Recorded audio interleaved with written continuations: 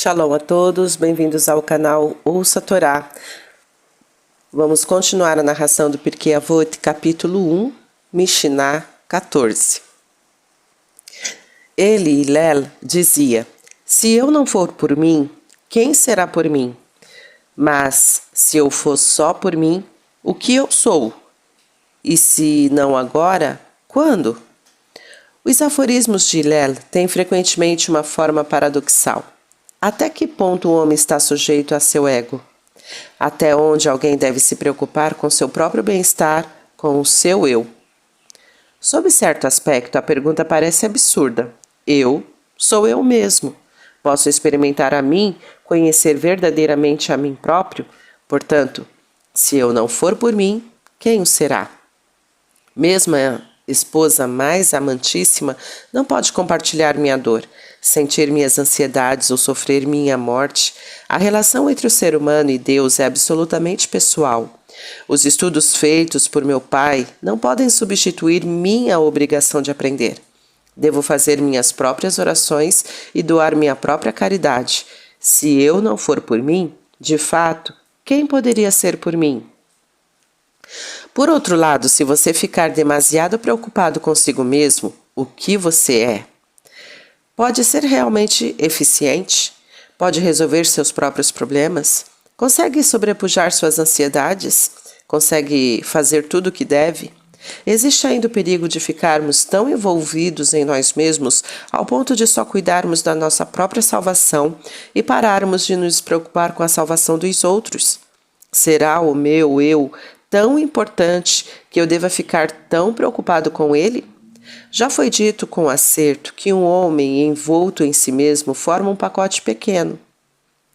Hillel, há 2000 anos, expressou a mesma ideia, mas se eu for só por mim, o que sou eu?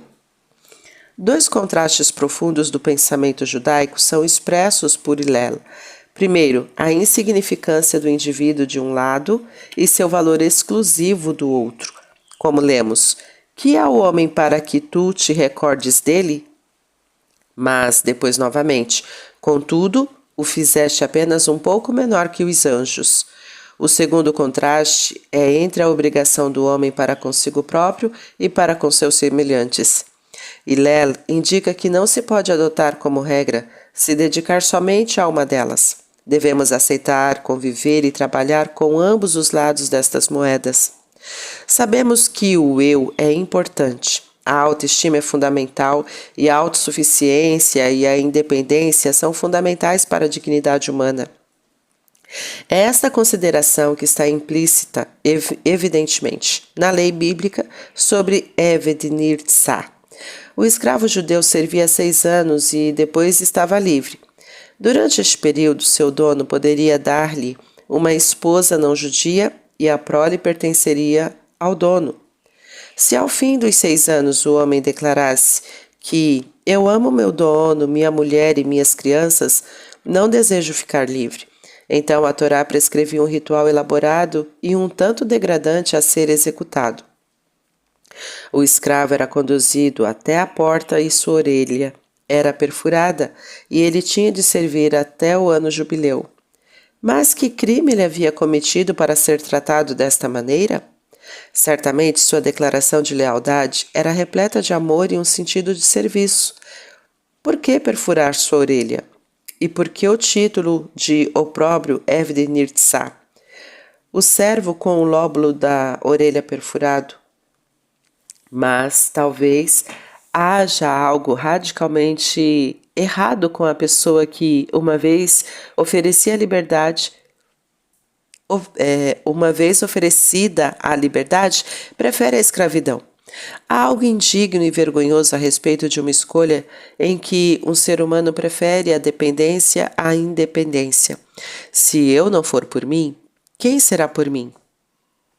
Durante a cerimônia de libação da água, durante a festa de Sukkot, Hillel costumava declarar: se eu estou aqui, todos estão. Novamente, temos um aforismo paradoxal que enfatiza a importância do eu. Em certo sentido, se eu, Hillel, estou aqui neste regozijo, extasiante, se eu estou bebendo o espírito de santidade, ficando inspirado e elevado, se minha alma está se realizando, então certamente tudo está aqui. O regozijo atingiu seu propósito. No entanto, existe claramente um sentido que não se encaixa com o fato de que Hillel está aqui, todos estão aqui. Consideremos a analogia com a atitude de uma pessoa em relação a uma eleição. Você pode achar que seu voto é ineficaz e sem importância, pois dificilmente iria fazer diferença no resultado final. Porém, se todos os eus decidissem fazer o mesmo, não haveria sequer eleição. De modo semelhante, muitas pessoas se esquivam das responsabilidades dizendo: que importa se eu não comparecer ou não me afiliar? O assunto ou a organização irá em frente sem mim. Talvez seja verdade, mas se todos dissessem isso e ficassem em casa, não haveria organização. A pessoa deve julgar sua escolha ou ação perguntando a si mesma se isto seria bom caso todos resolvessem fazer o mesmo. É assim que as palavras de Hillel devem ser entendidas. Se todas as pessoas dissessem: eu estou aqui, de fato, todo mundo estaria presente. Se cada pessoa individualmente se aperfeiçoar, o conjunto agregado irá tomar conta de si mesmo. Existe ainda outro ponto ao qual se pode fazer referência neste ditado. Hillel pode estar falando da necessidade de se corrigir e ter autocrítica. Há algumas coisas que nem mesmo seu melhor amigo irá lhe contar, até porque, sendo seu amigo, ele terá medo de corrigi-lo para não perder a sua amizade. Então, se eu não for por mim, se eu não tomar a mim mesmo pela mão e aperfeiçoar meus modos, quem será por mim? Por outro lado, se eu for só por mim, se eu cair na conspiração de silêncio e não corrigir os outros, então não estarei cumprindo minha obrigação. A nossa Torá nos diz: repreenderás a teu companheiro. Se ele for um amigo de verdade, irá gostar, por entender que sua crítica visa melhorá-lo. E se não agora, quando? A experiência humana tem confirmado esta verdade repetidas vezes. Através dos séculos, pensadores perspicazes ecoaram este pensamento. William Congreve escreveu: não adie para amanhã para ser sábio. O sol de amanhã pode nunca raiar. Edward Jung aconselhou: seja sábio hoje, é loucura postergar. A procrastinação é o ladrão do tempo. Em um salmo de Moisés encontramos um pensamento mais profundo. Se examinarmos as palavras, ensina-nos a contar nossos dias para que venhamos a ter um coração sábio. Qual é o modo usual de contarmos nossos dias? Normalmente dizemos que uma pessoa tem tantos anos de idade. Será que isto tem grande significado? Isto diz algo a respeito da pessoa ou da eventual proximidade de sua morte? Na realidade, cada minuto de sua existência é um minuto em direção à sua morte. Suponhamos que você esteja viajando para Atlantic City e esteja a 100 quilômetros dela. Após viajar 10 quilômetros, você encontra um cartaz dizendo Atlantic City, 100 quilômetros. Você viaja mais 10 quilômetros e vem outro cartaz dizendo Atlantic City, 90 quilômetros. Que método de contagem está sendo usado? Não o número de quilômetros que você já percorreu, mas o que falta para chegar a seu destino. Este é o procedimento sugerido por Moisés. Ensina-nos a contar nossos dias. Não enfatize os dias passados, eles se foram. Dê realce aos dias que ainda pertencem a você, aqueles dias que estão à sua frente. Se pudermos ajustar de verdade nosso pensamento a este ponto de vista fundamental, conseguiremos adquirir um coração sábio. Conseguiremos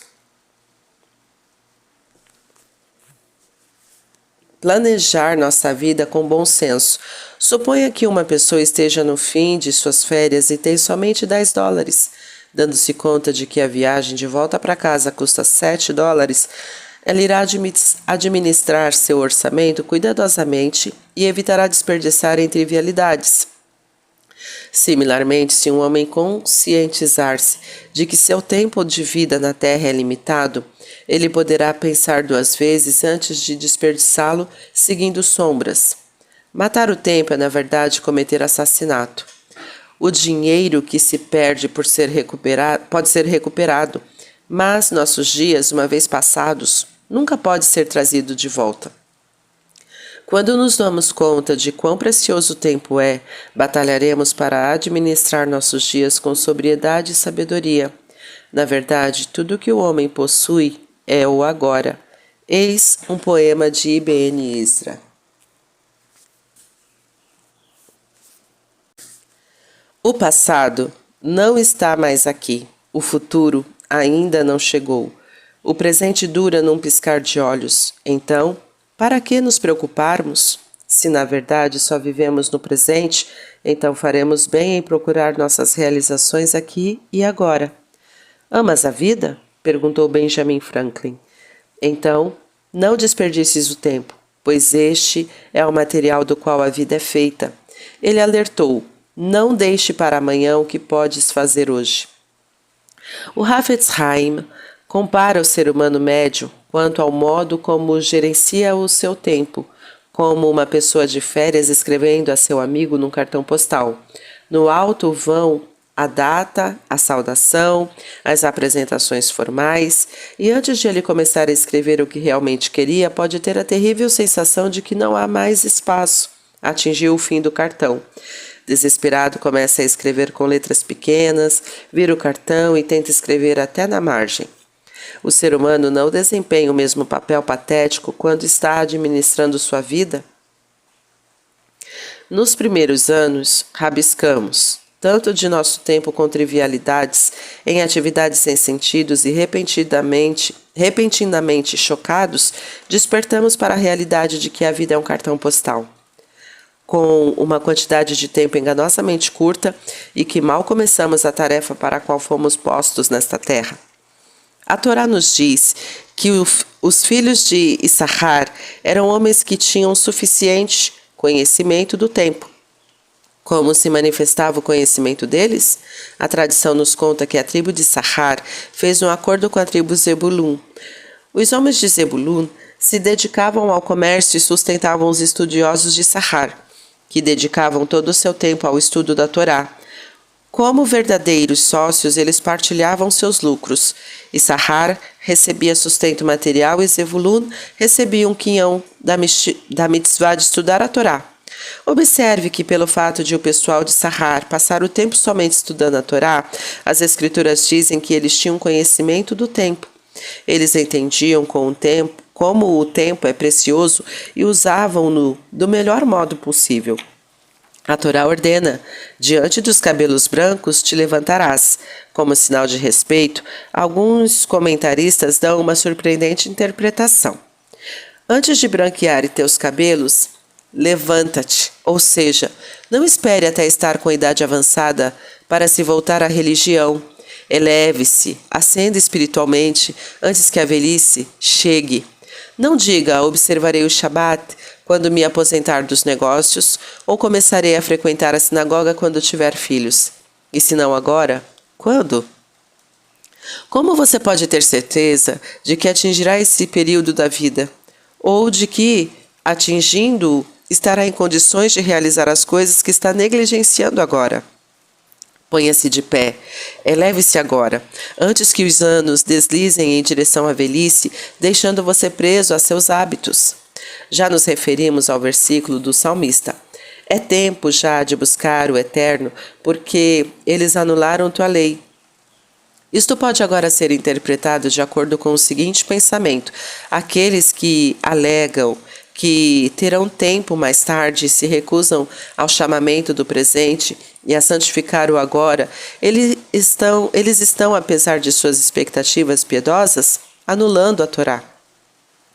Existe um ensinamento interessante no Talmud que diz: aquele que responde com toda a sua força, Amém, Amém, que seu grande nome seja abençoado, anula qualquer decreto punitivo que o céu possa ter emitido contra ele. Agora, com toda a sua força, dificilmente significará com todo o poder de seus pulmões. Refere-se aqui a que seja dito com toda a sinceridade e máxima devoção. Contudo, conforme nossa linha de pensamento, podemos interpretar com toda a sua força como querendo dizer que uma pessoa está no pico de suas faculdades mentais e físicas. Embora o Todo-Poderoso dê as boas-vindas aos seres humanos de todas as idades e condições, fica claro que quando o octogenário não tem mais forças para pecar e está sendo negligenciado pelo mundo, e volta-se para o conforto da religião, ele tem um tipo de mérito, e que quando um jovem universitário de 18, o recém-casado de 24, o homem de família de 30 ou o executivo de 45 se compromete totalmente com o estudo da Torá, isto é algo bastante diferente. Aquele que resolve santificar o nome do Eterno no pleno florescer da vida pode mesmo mudar completamente seu destino e futuro. Afortunado é o homem, diz o salmista, que teme ao Eterno. E o Talmud interpreta: afortunado é aquele que se arrepende quando é um homem, o que significa, como explica Urashi, quando ele é jovem e está cheio de vigor. Com este mesmo conceito, Rebbe de Lubavitch, de abençoada memória, certa vez iluminou uma declaração do Talmud. Deve-se ser meticuloso na observância da oração de Minhá, pois foi em Minhá que o profeta Elias foi respondido. O sábio explicou: de manhã você sempre pode ter tempo para a oração de Shacharit, pois você pode se levantar meia hora mais cedo para recitá-la e depois ir para os seus afazeres. Para a oração noturna, basta se retirar 15 minutos mais tarde, deixando espaço para o Ma'ariv ao final do dia. A Minhá, contudo, é algo diferente, pois seu horário é à tarde, no auge do dia, no meio da intensa atividade. Conseguir interromper os negócios para dar tempo de rezar Minhá, isto é realmente uma grande mitzvah e sinal de comprometimento profundo. O mesmo raciocínio pode ser aplicado às diversas idades de um homem. No começo e ao final da vida é fácil injetar observância religiosa. O bebê dificilmente poderia objetar a circuncisão e a escolaridade de todos os tipos é obrigatória. De modo similar, em idades avançadas, há pouca coisa competindo pela atenção de um indivíduo. Mas, durante o entardecer do horário de Minhá, está entre as idades de 20 e 50, se uma pessoa retira tempo de seus afazeres e investe em assuntos espirituais, ela é realmente meritória. Este ditado, e se não agora, quando, também se aplica às solicitações específicas por ajuda e assistência. Salomão nos diz que não diga a teu vizinho: vai embora e volte amanhã, eu darei. Se um amigo vier pedir algum objeto emprestado, não o mande embora sem necessidade, apenas para retardar o ato de dar. Frequentemente, embora saibamos que, ao final, iremos fazer o donativo ou emprestar a ferramenta, nós retardamos e adiamos deliberadamente para não tornar as coisas demasiado fáceis para outra pessoa. Alguns de nós têm muito medo de parecer fracos ou moles. Isto, de acordo com a tradição, está errado. Faça-o agora, pois pode não haver amanhã. Nosso tempo não nos pertence e, portanto, não podemos considerá-lo como garantido. O Talmud relata uma trágica consequência de não atender ao chamado urgente do agora. Naum, um grande sábio, estava montado em seu burro, carregado com alimentos e provisões, quando um homem pobre apareceu na estrada e lhe pediu algo para comer. O sábio aqueceu, mas pediu ao homem que esperasse até ele descarregar o burro. Enquanto ele descarregava, o homem teve um colapso e morreu. Somos confrontados por desafios em nossas vidas e nunca podemos saber o quanto o elemento tempo pode ser vital. Tenhamos em mente, e se não agora, quando? Uma explicação interessante foi dada quanto ao porquê de a tradição nunca haver exigido uma bênção antes de se fazer uma doação para a caridade, como existe para a realização da maioria das mitzvot. Imagine o que seria se existisse uma regra assim. Um homem pobre bate à nossa porta e pede dinheiro ou comida. Iríamos então começar a folhear as páginas do Sidur procurando pela bênção apropriada. Se você for mais piedoso, irá lavar as mãos antes de proferir a bênção.